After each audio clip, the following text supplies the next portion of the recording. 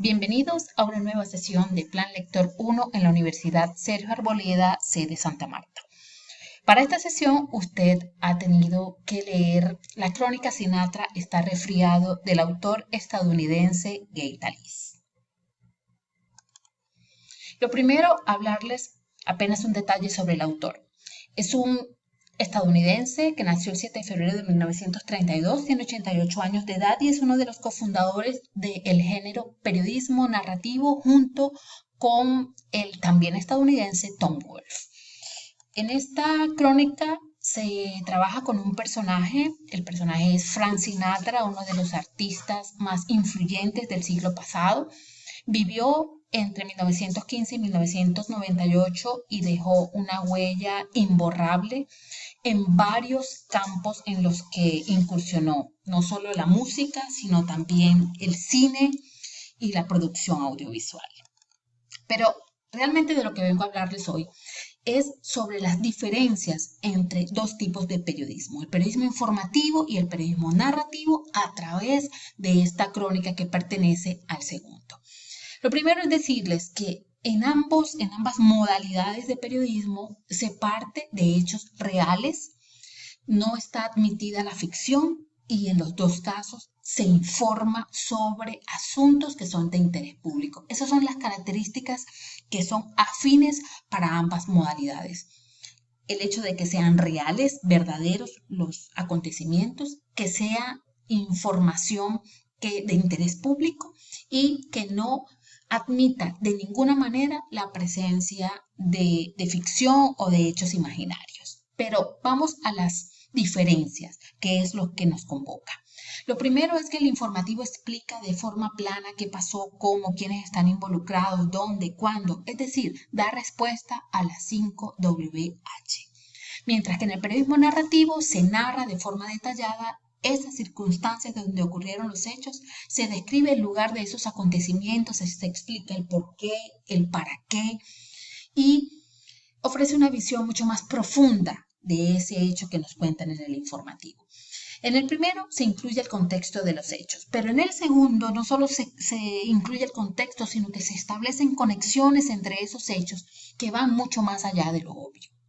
Otras de las características que los diferencian es que en el informativo se recurre a una información que es muy imparcial e impersonal, mientras que en el narrativo se apela a los sentimientos del lector. Es decir, que el autor a través de ese texto o de esa crónica de radio o audiovisual pretende llegar a los sentimientos de esa audiencia. En el informativo se omiten detalles que no le aportan a la noticia, mientras que en el narrativo esos detalles pueden ser determinantes y se incluyen precisamente para reconstruir los hechos y describir a los personajes. En el informativo se maneja un tiempo cronológico, es decir, primero pasan unas cosas y luego lo que sigue es lo que precede y no lo que antecede, mientras que en el narrativo tenemos libertad para manejar ese tiempo de tal manera que se cumpla el ritmo que queremos darle a nuestra pieza periodística. En el informativo se emplea un lenguaje sencillo, de fácil comprensión para cualquier lector, mientras que en el narrativo podemos recurrir a las figuras literarias que nos permiten lograr una atmósfera de intimidad que nos aproxime mucho más a nuestros lectores. Finalmente, otra de las características determinantes para diferenciar uno del otro es que en el informativo se usan datos relevantes para poder mostrar al lector la magnitud de los acontecimientos, pero el narrativo no se conforma con eso. Se apoya en el cine y en el teatro para contar a través de las escenas de qué están hechos los personajes por dentro, los lugares, las épocas, y nos aproxima a través de esas descripciones probablemente a formas de vida, a culturas, a asuntos que están mucho más en la dermis y no se queda en lo más superficial. Con eso se logra llegar hasta las emociones de nuestros lectores invitándolos a que se conmueva, a que se indigne, a que se cautiven, a que se entristezcan, a que se alegren, a que admiren, a que se obstinen con lo que les estamos contando. Y para eso, por supuesto que recurrimos a un lenguaje muy particular. Esta cita de Talis nos lo dice. Sinatra con catarro es Picasso sin colores o un Ferrari sin gasolina, solo que peor, porque los catarros corrientes roban a Sinatra esa joya que no se puede asegurar, su voz, y hieren en lo más vivo su confianza. Díganme ustedes si esta cita no revela la intención que tiene Thalís cuando nos describe a Sinatra.